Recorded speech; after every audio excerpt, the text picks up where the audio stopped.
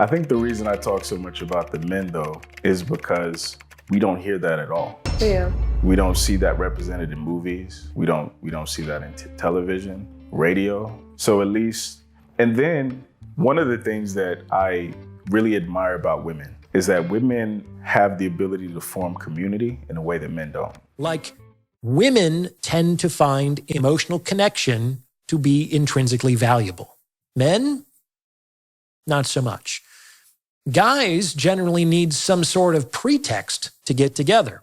You may have heard that women tend to socialize face to face, whereas men tend to socialize side by side. It's like men need some other activity to exist to serve as a pretext for connection. Watching a game, working on an engine, taking a jujitsu class, which functionally means that the connection doesn't occur if no activity exists, or if the logistics of the shared activity prove infeasible. Now, this isn't necessarily a problem, but one of the consequences of this requirement is that it tends to make male socializing less frequent.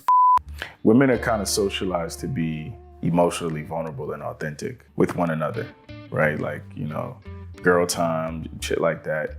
Whereas dudes, we're socialized to be warriors. So we get praise for how strong we are in reference to other men. So how much we can endure and, keep on moving.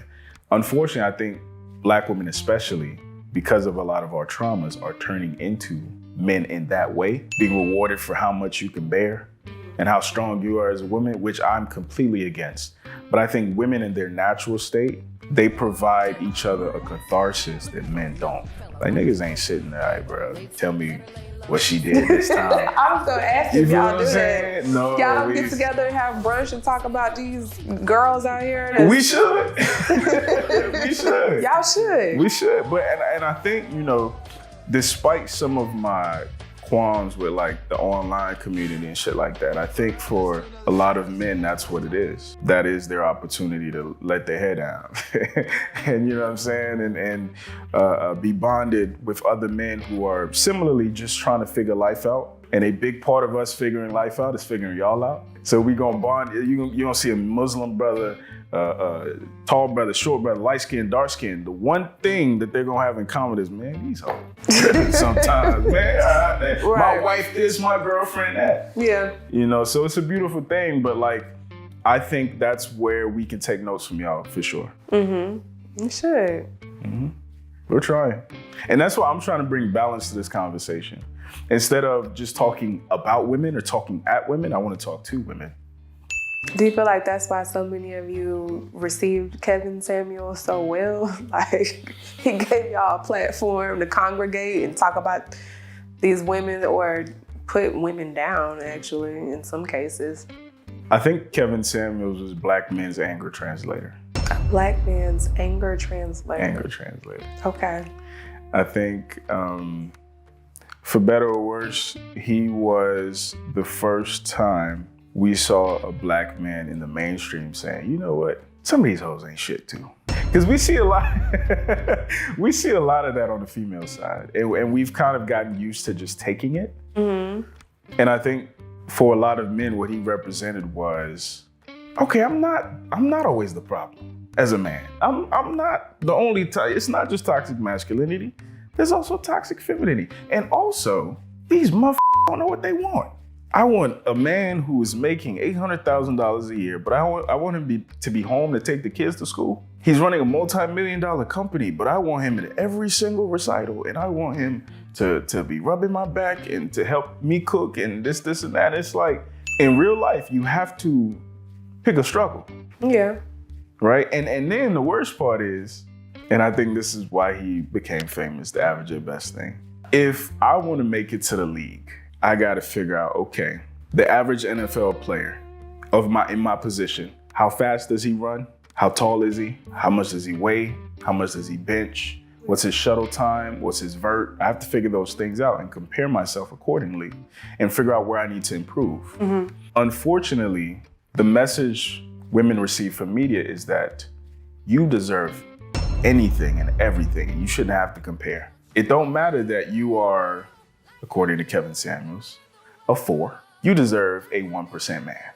And he should see the value. Forget Iman and all these supermodels. Forget them. I am the best woman that you can ever hope for. Even though when it comes to what men value, you might not rank that high.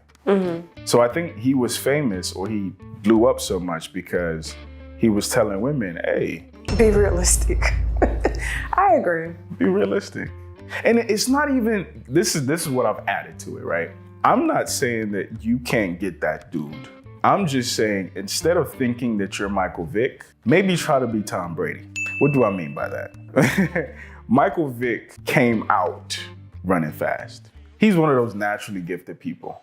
Tom Brady was drafted in the 6th round because I know how to communicate well, because I'm accountable, because this. So I think the greater message Kevin Samuels was trying to get across was, first be not just realistic, but self-aware. And after you're self-aware, you know where you need to improve on. And if you can improve on those things, you can definitely knock these IG models out the water, because all they have is that. All they have is the speed and the strength. The sexual market value. I know a little bit. I watched a few clips. You're trying to reach the masses. You'll never reach the masses. But when you reach a critical mass or a tipping point of 10%, the rest of the market tends to follow. Do you see people responding to my content? Do you see it starting conversations? How many platforms have you seen that have responded to Kevin Samuels? How many platforms have you seen where a black man is sitting next to a black woman and they're responding to this video? And then you look in the comment section. How many comedians are talking about it? How many people what are you talking about? And that's it. But unfortunately, you know, also because of media, that's not what goes viral. That's why my shit ain't viral. Because I sit down and talk for 2 hours with a woman and try to break shit down, and she try to break shit down for me. But people want the, oh, bitch, you ugly.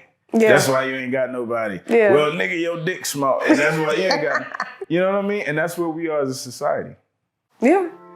Hey, if you've made it all the way to the end, please click that like and subscribe button. Also share this with somebody that you think would gain value from it. Click the thumbnail at the top if you want the full video. Click the thumbnail at the bottom if you want a video that's closely related to this. Again, like, share, subscribe. Appreciate you guys for watching. Check out some more of our content. And I'll see you guys in the next one. Peace.